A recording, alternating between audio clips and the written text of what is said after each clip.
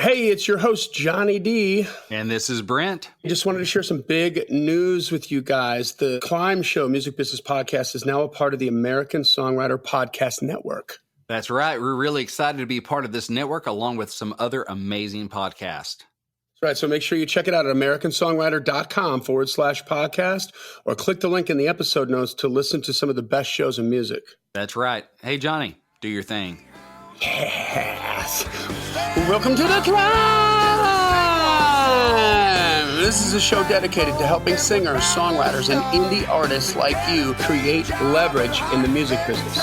Leverage is what you're going to need to make the moves that you need to make in the music industry today. It's not about the raw talent being discovered and refined.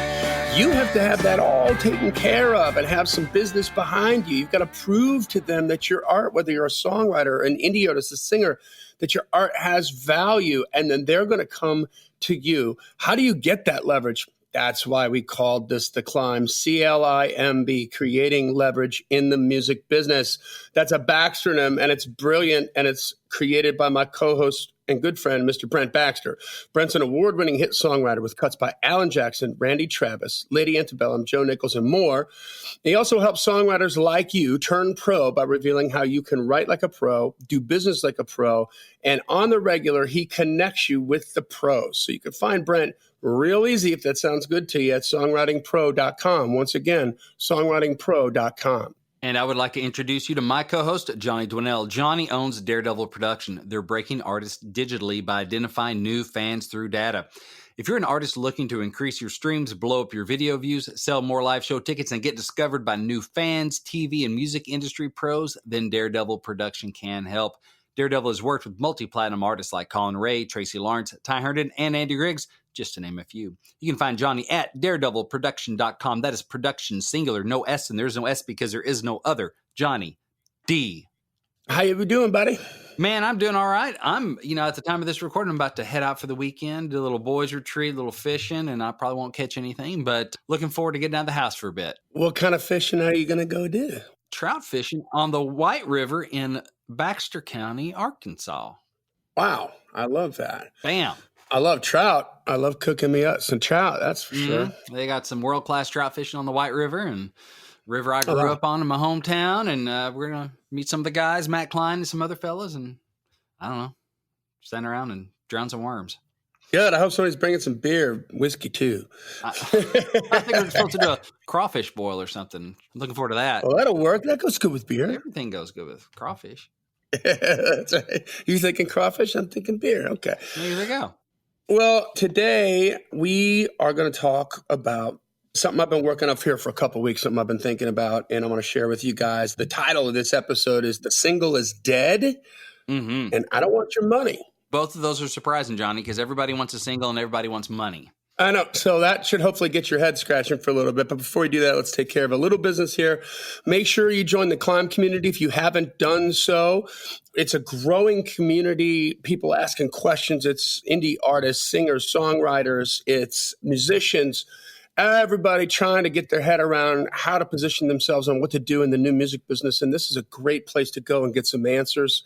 You're not just shouting into a wall. We're real proud of this, guys. Just be good little boys and girls. And we promise there's plenty of places that we have on the regular for you to shine. Don't come in and spray and pray, and you're going to get along with everybody just fine, right? That's right. We also celebrate each other's wins in the C.L.I.M.B community. And I just want to highlight one of those. Every Wednesday, we have New Heights post, and you're welcome to share your successes, big and small. We love them all under that post. And I just want to highlight Randy England. He's a climber, longtime climber. Yeah. And his win is he has more Nashville rounds booked. So he's playing out and he's booking rounds. And I actually ran into Randy just the other night on a jam session that we do every month over at Songwriting Pro. And he's active over there and asking questions and engaged. And so it's good to see Randy out there working it and climbing. Heck yeah. Is he a Nashvillian? A Nashvillian? Sorry, not a Nashvillian. That's a band. That's a band now, I know. He is a Nashvillian. He lives in Nashville and is playing out and doing the deal. I see his face everywhere. In the C.L.I.M.B and in Songwriting Pro and everything. And I don't think that we've met yet, though. So if we have, I'm completely embarrassed now. I shouldn't have said that. But well, I just need to edit that out. I'm looking forward to meeting you again, like 51st dates, Randy. That's one thing I've learned in the music business. I don't ever say anymore like, hey, really nice to meet you. Because there are times I've met people more than once and, I don't want to hurt their feelings or whatever because of my problems with remembering people. It's not them, it's me. Yeah. So I'm just always like, good to see you, man. Yeah. It's something I picked up along the way. Like, man, good to see you. It's impossible deniability. Exactly. I'm just leaving that open to interpretation. I'm happy and it's good to see you, whether this is the first time or the fourth, and I just don't remember the others. So that's a little extra value bomb. I picked that up at an early age on tour. You've got to have those kind of protection tools. Oh, I've met 5,000 fans in the last 3 months, and you met me 2 months ago, and it's a lot. You remember it, which is awesome. It's a lot. It doesn't have anything to do with the other person. It just has to do with the situation and what could be happening like right then and there in that minute. You don't know what kind of day you had. You might not be firing on all pistons, and if they catch you off guard or whatever, but you just don't want to offend anybody. Exactly. Good. So join the C.L.I.M.B community. You have to ask to be let in. We let everybody in, but you got to ask, and subscribe to the podcast wherever you like to consume your podcasts. We want you to leave a rating review. We're trying to get to 200. It take about 30 seconds. We hope it's a 5-star, but we read them all on the air. So even the crappiest ones we have read with pride. And we've got a couple crappy ones. Yes, we have. Thankfully, not very many. We have one-star review. So that's right. But we had another 2-star review, right? We have one star, 1 2-star. There we go. But like 155 stars. And so we're really thankful for those. And we have a new 5-star review. I know what our stats are because I'm looking at it right now because we have a new review that I want to read. Nice. Oh, do it. This is from Sunday Joe. Sunday Joe is another climber, obviously, a member of Songwriting Pro, and so ran into her at the jam session the other night as well. So, hey, Sunday, this is a 5-star review titled Awesome Sauce. It says, I found this podcast a couple months ago, and I absolutely love it. I have learned so much from every episode. If you're wanting to learn how to be a better songwriter, how to work in the music business, or just be inspired to keep pushing forward when things get hard, this is definitely the perfect podcast. Johnny and Brent are awesome. So, Sunday, you're awesome too. Love that. Thank you. Last thing is tell a friend about it. That's the best way to kind of spread the news, if you know what I'm talking about. All the young dudes, they got the news. So, hey, real quick, before I get started on this road, I had a big value bomb / musical challenge that I'm going to reveal at the end of this episode, okay? That I just hinted about this a couple episodes ago. And since then, I haven't been able to stop thinking about it.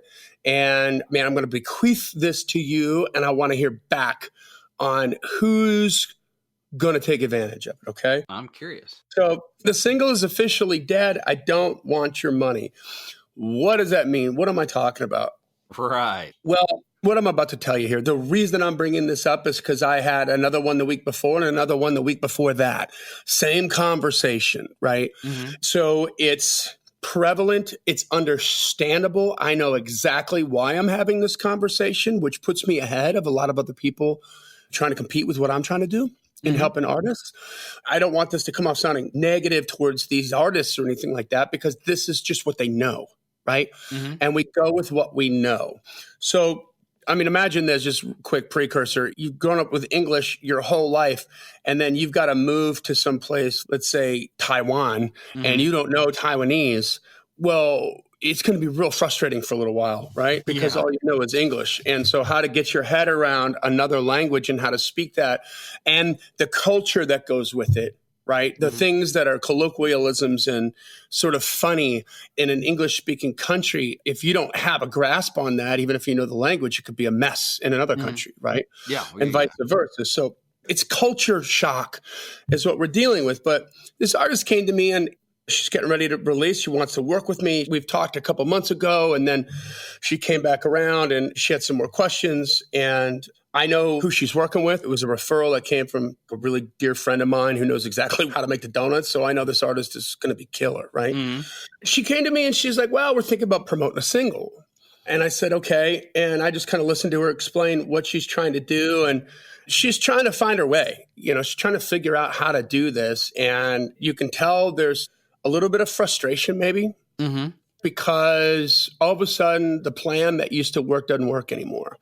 But yet they still trying to beat their head against the wall on that.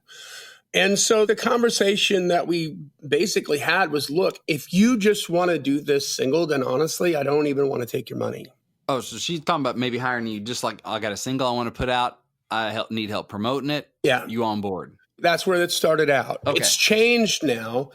But you see, you have to be careful because if you look at this from like a shady place, it sounds like I'm trying to get more work, right?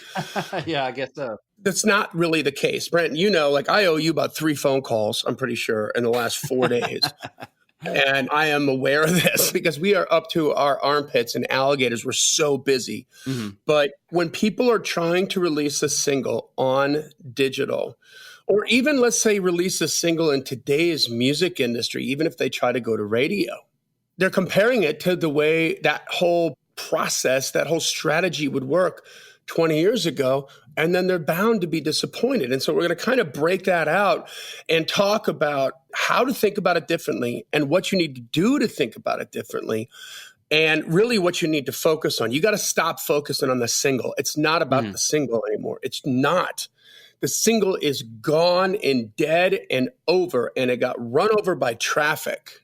Yeah. Your single was run over by traffic. And what do I mean by that? Well, let's just talk about the comparison of the two. The other thing that's exacerbating this for me is that we've taken on a whole boatload of corporate clients that are in the insurance world. And they're, as strange as this sounds, in the exact same position. They're used to doing live seminars and talking to the people, and then they're trying to pivot to digital. But what are they doing? They're applying everything that they know, understandably. Mm-hmm. What else are you going to apply?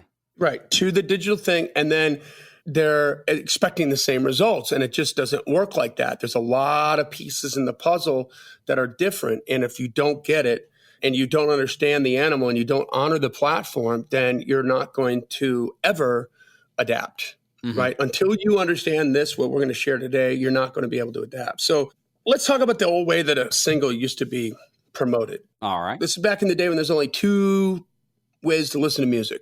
You listen to what you owned, the CDs you bought or the records you bought, or you listen to the radio.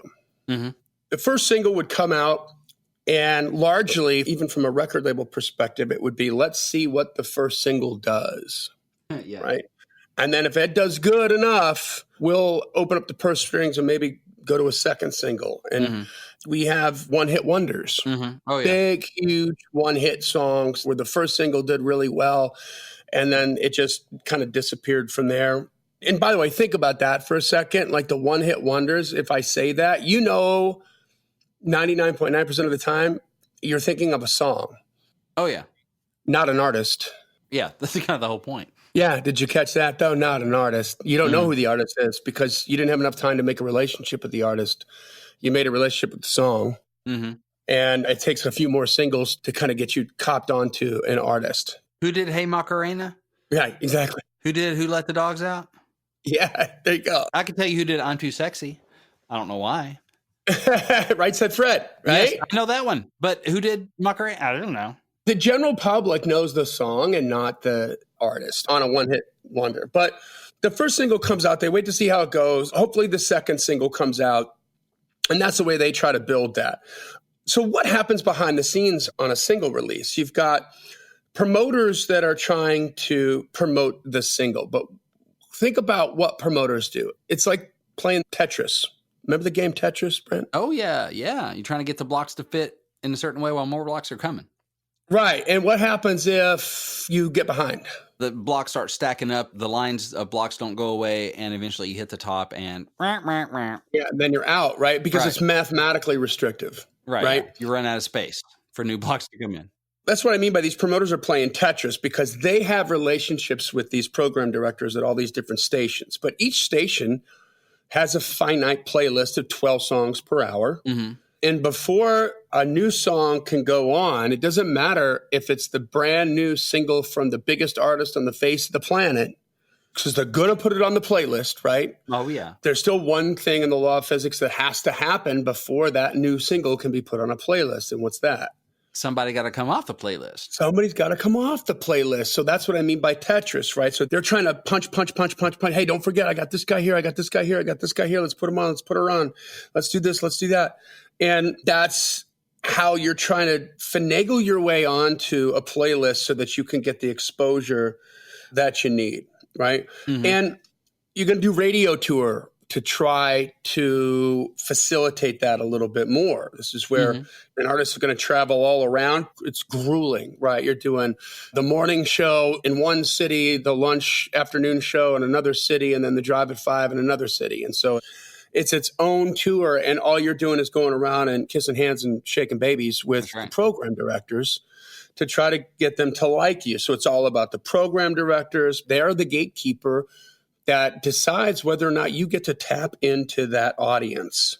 And smart artists would treat program directors like gods. We talked about that one artist who had the podcast. One time they wanted to go bowling. Well, she's like, I went bowling. Right, yeah. Whatever it takes, right? Yeah. And how long would a single last? Usually about 6 months. Yeah, something like that, yeah. There's some slow climbers in there. There's a handful of stories for sure of singles that the radio kept promoting, kept paying to promote it because they kept seeing signs of life.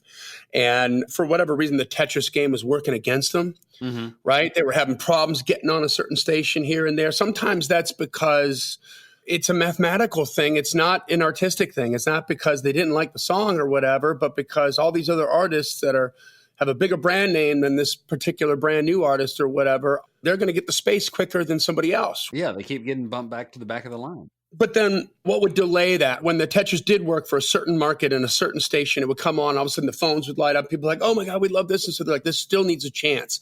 We're still going to work it. Every time we do get on a station, it turns heads, it makes a reaction. So we're going to keep pounding this into submission until enough stations pick it up and we can create some momentum.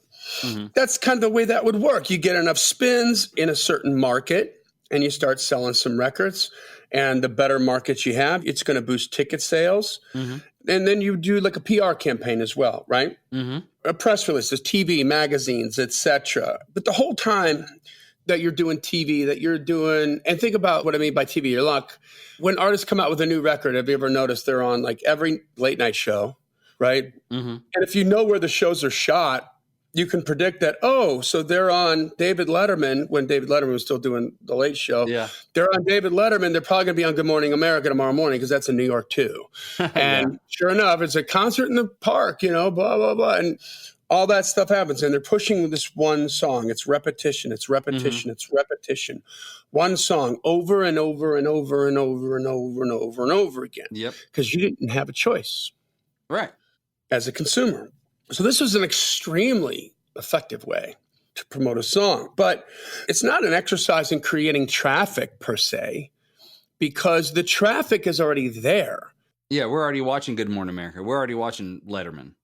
That's right. We're already reading Rolling Stone magazine. And there's not any other way to get my music information except these magazines and these TV shows. And this is what made them so important. Because there was nothing else going on. We didn't have the internet. But the traffic was built in. It's very similar to like when I toured. The clubs had traffic. They had a certain amount of traffic. So you got hired to come in as a AAA artist. They expected that you were going to be good. Your job was to keep that traffic there. And if you did really well and people just flocked to see the band and they stopped playing pool and they stopped doing all the other things that were going on in that club, then you had some leverage. You could up your money and you would start to sell the place out. But they primed the pump for you because the audience was already there. And the audience was captive. And the artists were just trying to tap into that audience. And then just think about the scarcity of everything. When you did TV back in the 70s, there's 3 shows. 3 channels, 3 networks. That's it. So basically 3 shows you could be on at any given time. Yeah, and you're going to be in front of a massive audience, right? Like a massive audience. And how about the music magazines? I just went through a list of music magazines like Rolling Stone, Cream, Spin, Musician, Guitar Player, Modern Drummer, Kerrang, Circus, Mojo, The Source, Vibe, Q Magazine, Downbeat, Rap Pages, NME, Record Collector. These are just a handful of magazines, and just a handful that I read are also pretty genre specific. There's some overreaching ones like certainly Rolling Stone and Spin, who kind of worked a lot of different genres, but a lot are very genre specific. So there's only so many magazines right now. Keep in mind, it's hard to imagine this without the internet, but this is where you got the information. This is it. So these magazines were like super, super important back in the day. But now it's different. Brent, this has probably happened even the last week or two. Have you ever had a really cool meme or a really cool video that maybe for whatever reason it was super cool, super interesting, really funny, entertaining somehow, that popped up in your feed and you enjoyed it? Yeah. Okay. Now, maybe it popped up in your feed again and you enjoyed it like a second time? Maybe? Probably. I'm trying to remember one. Third time it pops into your feed, what do you think? What are they doing to me? Well, you're like, I already saw I that. start to get suspicious. I already saw this movie. Yeah. Right? Yeah. I know how this ends, so you're not going to waste your time on it. Exactly. Yeah. I'm not clicking on it again. I'm busy. So there is kind of a real microcosm of what happens in the digital world, because what's different is the consumer gets to decide. Mm-hmm. So you don't have the luxury of pounding a single over and over and over and over and over and over into the heads of the market, because even if you have the world's coolest video with the world's greatest song, they would have heard it once. Maybe they're going to listen to it twice. Mm-hmm. And then they're like, I already saw that. But here's the mathematical disparity, right? It takes 7 times for somebody to hear a song. And this is your average music listener, your average consumer, not a musician. Musicians can get in right away. It's like 3-dimensional for them. Right. And you have the curse of knowledge. But a consumer, the first time they hear a debut single from a debut artist is usually the 7th. They're not even like, oh, I know exactly. That's this song by this artist and they're from here. They just know to recognize it more. All of a sudden, their brain tells them to pay attention to it after the 7th spin. Yeah, it's crazy. So that conscious relationship begins to happen after the 7th spin. Well, if they're shaking you off on digital after the 3rd spin, that's a problem, right? Yeah, that is. You see where I'm going with this? Psychologically, your single approach, strategy, if your strategy is to release a single and see what happens, you have already lost. Save your money. Yeah. Save your money and rethink this, because I can tell you exactly how it's going to turn out. I don't care how good the song is. And I could probably show you 1,000 songs that are maybe 10% of the quality of your song and your recording that have done a lot better, and you're going to be scratching your head and banging it against the wall, but they did a different strategy, and that's why they're doing better. So let that sink in. But today, if you're brand new out of the box, an artist, you get to cover a Rolling Stone, you'll be forgotten by next week. Yeah. Because I got so many other things coming at me on digital, on Facebook, on Instagram, 1,000 TV shows. Even the broadcast platform has gotten so diluted, right? We used to have Battle of the Network Stars because there was 3 networks and they had maybe 2 stars each night in prime time.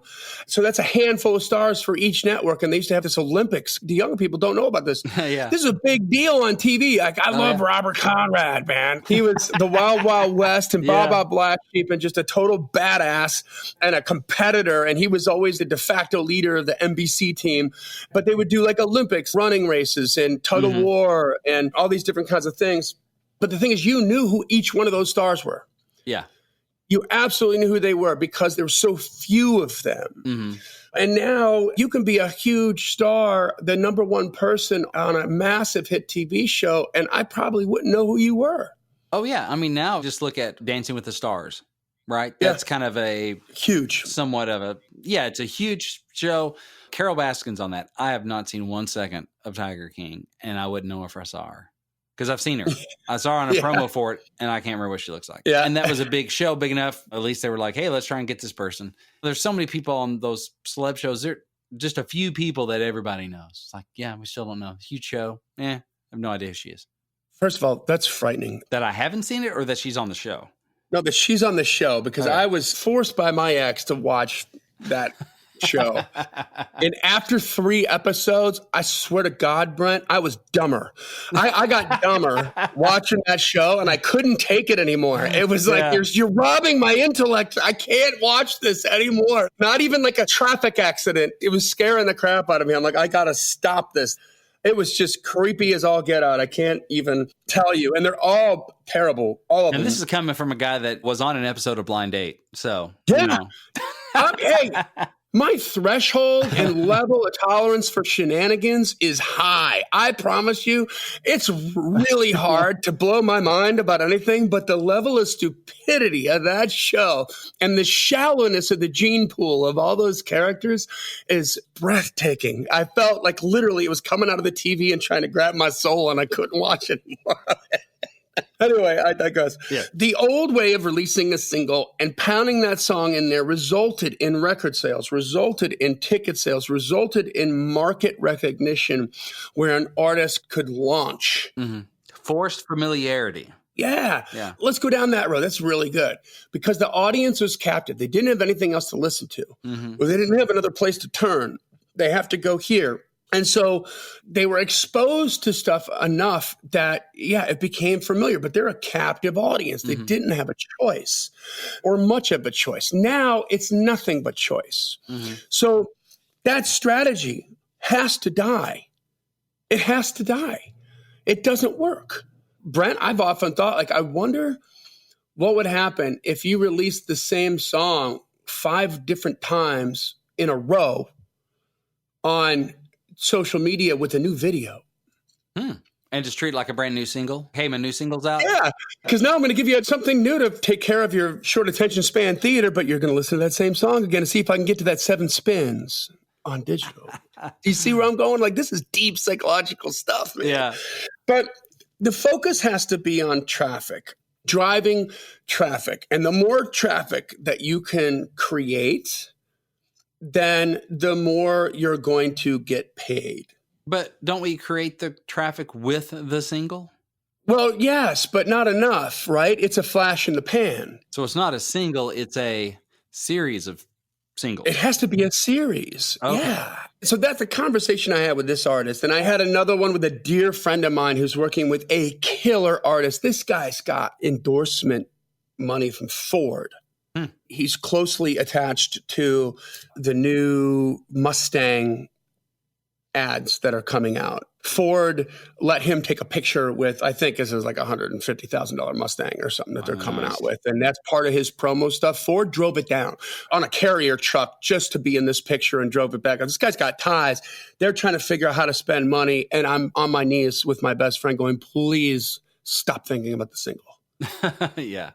We have to think about a series. And they're suffering because it's that culture change. I don't understand how this turns into record sales. It doesn't turn into record sales. Stop thinking about it that way. The outcome is different. The money comes from a different place. Traffic is what you want to look for. So what do I mean by that? First of all, traffic requires consistency, therefore a series. So I told him, and I told this artist I talked to yesterday, I was like, think about this and make sure whatever budget you have, whatever that budget is, that you're spreading it out over at least 3 or 4 releases in a matter of 3 or 4 months of time. And each one of those releases has to have a video.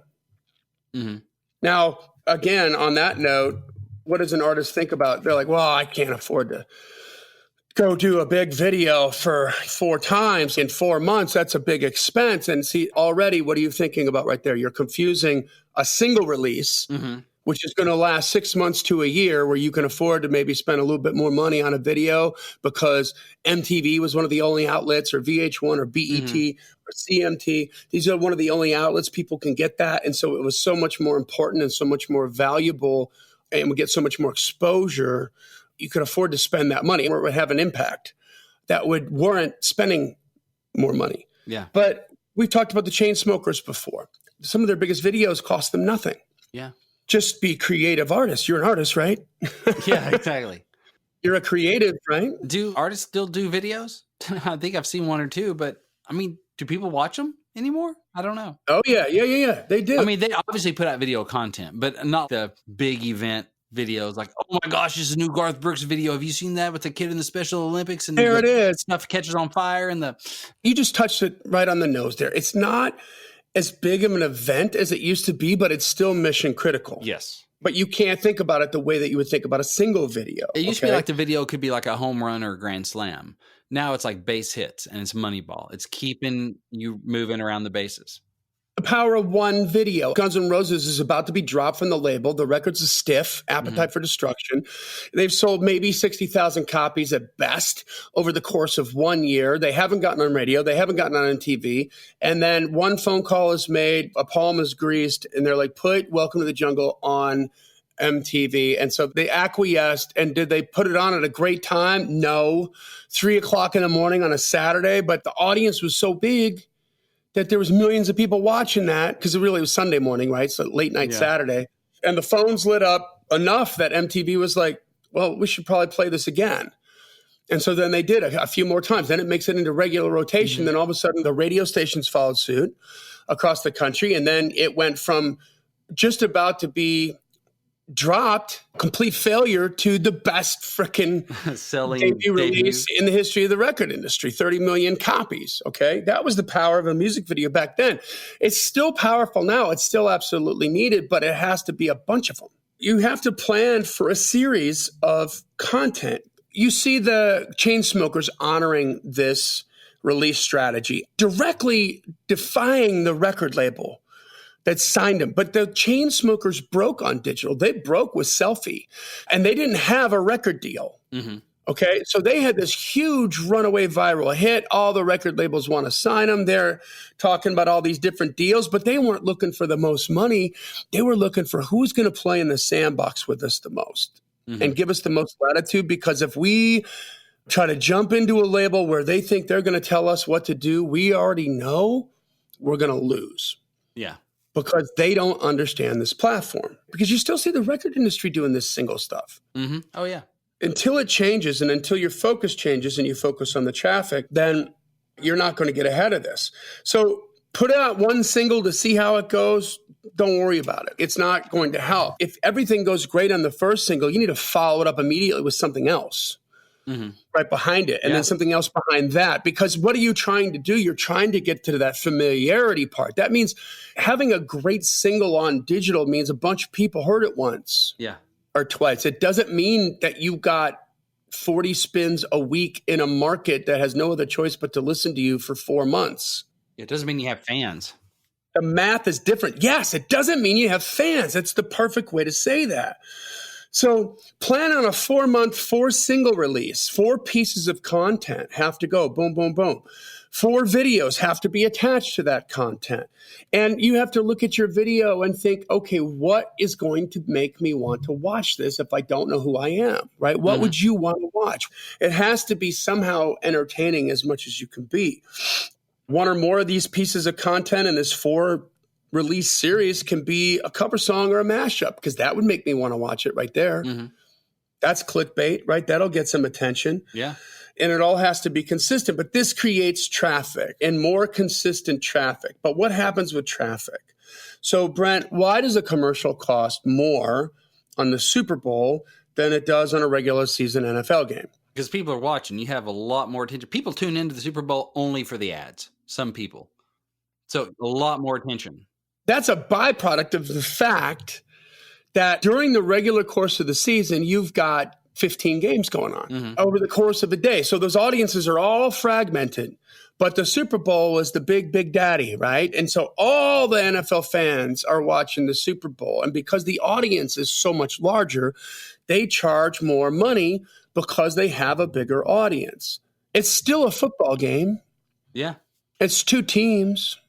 You got a halftime show, but it's 2 teams. But why is this more pricey than the other ones by a factor of God knows how much? The attention. It's because there's way more eyeballs on it. And I'm going to get to the value bomb here very shortly, so hang on here. So let's just talk about the difference in attention with respect to the football analogy we just gave.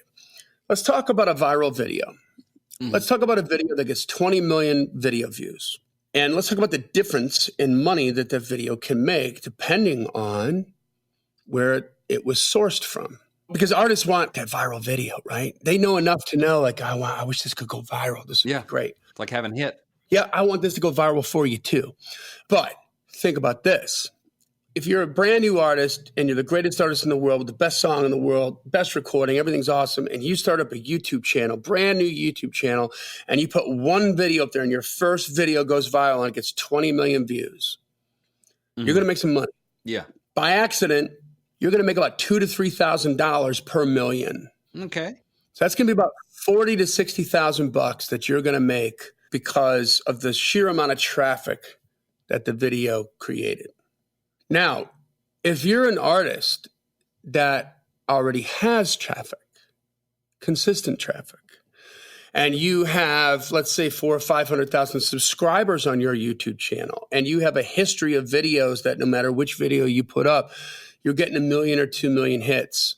And then that same viral video, same 20 million views happens on that channel. Mm-hmm. Well, you're going to have all these branding collaborations at that point, and you're going to be able to make that video worth $20,000 to $50,000 per million views. That's a big difference. That's 10 times the amount of money for the same amount of traffic. Mm-hmm. Why? The difference is same video, we got more consistent traffic. Because we can prove, like the Super Bowl, that we have consistent audiences, you're going to pay more if you want to put your ad on my channel. Yeah, you're building leverage. You're building leverage. You're creating leverage in the music business. Creating leverage in the music. God, we should make a that should be a thing. That's a thing. So this is, I'm going to talk about thinking about this differently. How can you, as an artist, pivot to make this happen? I will tell you that here's how I pivoted from being an artist. When I toured with my hair band, I told you that the clubs had the traffic, right? Mm-hmm. Kind of no different than when everybody was listening to the radio, right? Radio had the traffic. You got to figure out a way to penetrate that audience. But if you can get in front of that audience and do your thing, you're off to the races. You're going to make some money and have some success. Mm-hmm. That was the way the club scene worked. But then the whole hairband thing dies. I moved from Florida to LA. Mm-hmm. LA's pay to play. You get this weird situation where the most famous clubs that you heard about, you know, the Whiskey A Go-Go, the Viper Room, the Roxy, the Troubadour, it's pay to play. And so there's these half-hour sets. You got to go sell tickets to get people there. And what was strange was the club wasn't the scene. The artist was the scene. But there's 6 or 7 or 8 artists over the course of an evening. Mm-hmm. So you might be in the Viper Room and there's some band in there. And by the way, it has to do with their hustle for getting fans in. It didn't have to do with the quality of the music. Yeah. If you've got a club that has like 3,000 people there, let's say the Button South in Florida, which we used to dominate, you're not going to get in there as a crappy band. Yeah. The level is higher. The bar is high. You have to be good. And you have to come in through a booking agency. And they're going to be like, yeah, these guys are killer. And then you go in and you prove to them that you are the level that they expect because they've got a regular audience of 3,000 people that need to be entertained. Mm-hmm. And if you can do that, then you're going to get plugged in and that's going to become a regular haunt for you. But that's not what's happening here at the Viper Room, right? It's like whoever can sell tickets gets a slot. Mm-hmm. You've got these horrendous bands that just have enough friends and family that are going to show up and play. And the Viper Room's easy to, you know, it's like 75 people. It's packed. Yeah. You know, but you'd have this weird thing where, first of all, the bands don't have to be good. You might catch a good band, but you're going to catch a lot of crap because it's just about who's willing to take the risk and say, I can buy these tickets because they give you the tickets, but you've got to turn in the money for the tickets. So you're paying to play that club. Yeah. And then everybody is there for that band and the band's done and that's a ghost town 5 minutes later. It's the strangest thing. So what did we do to pivot? We got a conglomerate of a bunch of bands that had some traffic together and went to a club owner and put this package and sold it as a package. And all the bands sort of had solidarity amongst one another and said, okay, we're going to tell our fans not to leave. Yeah. This is about creating this really cool event. We had like a step and repeat, which is show business terms for red carpet, you know, with the backdrop, a couple of photographers there. And we turned it into an event. People showed up. It was this big deal, but the crowd hung out the whole night. And man, the vibe was just so much nicer. Yeah. Because of the traffic. And so this was the way that we found to succeed in a pay-to-play environment, which is totally different approach and strategy than what we would do when we had to work with this other event. And by the way, unlike walking into the Viper Room or the Whiskey on any random night where it's pay-to-play and you're going to see a bunch of crap, think about how the quality of the work was different than you going into any one of the clubs back in the 80s or early 90s where they were AAA clubs with AAA bands, and you're going to love or hate the band based on your taste, but they were competitive as all get out. Yeah, they're good at what they do, whether or not you like it. Yeah, they're professional. So here's what I'm thinking about. Here's the value bomb. You ready for this? Yes. I'm thinking about scenes that happen in the music industry. I'm thinking about subgenres that are created in the music industry, like bro country or pop country or alt country or Texas Red Dirt. Texas Red Dirt, right? So I've got an intern that is very dialed into the hip hop community, and I'm learning about punk rap, and I'm learning about these subgenres of rap music. So back to this YouTube situation. Here's the value bomb, guys. American Songwriter Magazine kind of helped me connect some dots on this. Okay. Just by what they did with our podcast and creating this podcast network that we're so proud to be on. Because we're doing really well, and our podcast was serving our purposes for the last 4.5 years, or we wouldn't be doing it. That's right. And we work real hard at it, and we're real proud of what we've done. And we had a really good amount of traffic, but it wasn't enough traffic to get on the radar screen of a random advertiser or a random sponsor to monetize it for us. We had enough to certainly be sexy, let's say, if we had a relationship with an advertiser or a sponsor. But for somebody else to say, okay, that's enough numbers, I'm going to put some commercials on, and this is what we'll pay you. Yeah. Right? Probably needed double the amount of traffic to do that. So we were established, but not big enough to be Joe Rogan or anything, right? Right, yeah. Obviously, that's the rock star of it all. But the American Songwriter Magazine comes in and creates this network of 15 different podcasts that all have the same verticals, right? There's 3 verticals. It's music business, it's songwriting, and any kind of production or engineering. If the content in the podcast is about that, and you have an audience of some sort, then this fits because it helps us with our readership, right? With the people who come to this magazine with our brand. It provides value to them. But by putting all of those together, it doesn't matter what each individual traffic is for each individual podcast. Together, this is very sexy to advertisers, isn't it? Oh, yeah. We've grown the podcast listenership to what we've grown it to completely organically. Yeah. We worked our butts off, but we paid nothing. This wasn't paid traffic. We earned the traffic. And not that there's a difference. I like both. But my point is just that we didn't do any advertising for this, okay?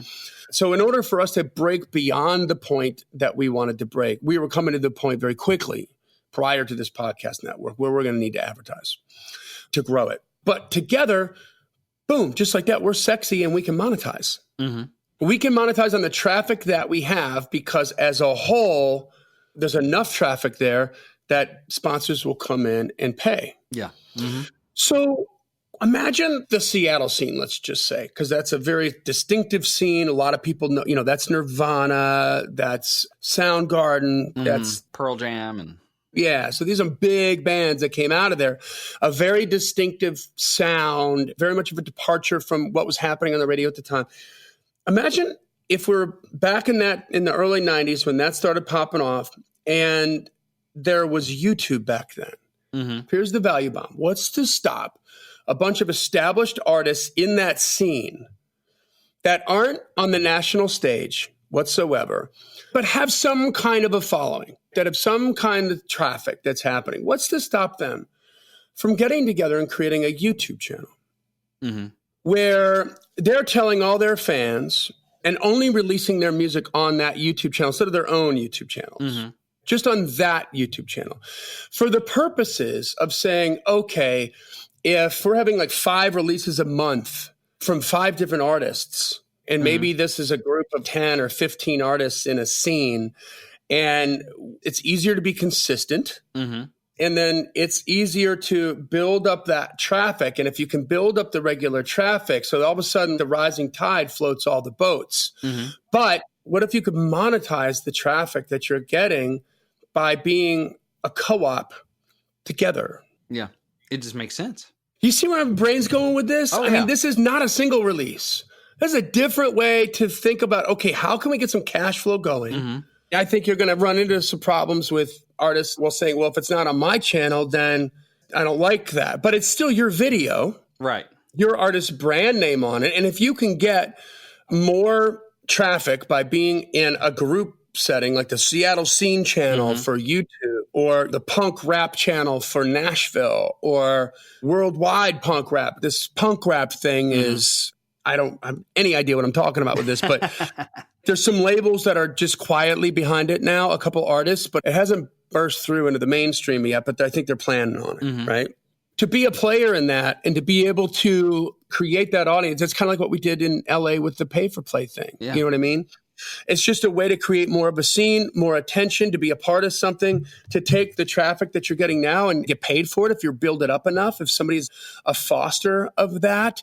And if nobody's getting paid, here's another business value bomb, right? If nobody's getting paid because they all don't have big enough audiences to get paid from the traffic that's worth anything, but they all come together, and this is going to require a business brain, but if somebody can be and I'm thinking about doing this my damn self, but if somebody can be the business brain and say, okay, we're going to build this to the point where we're able to monetize on this channel and get subscriberships, and that stuff happens. You get 10, 20,000, 30,000 subscribers, you're going to start to turn some eyeballs. Yeah. Okay. And then we all agree to split the revenue, right? So the channel gets 50% of everything.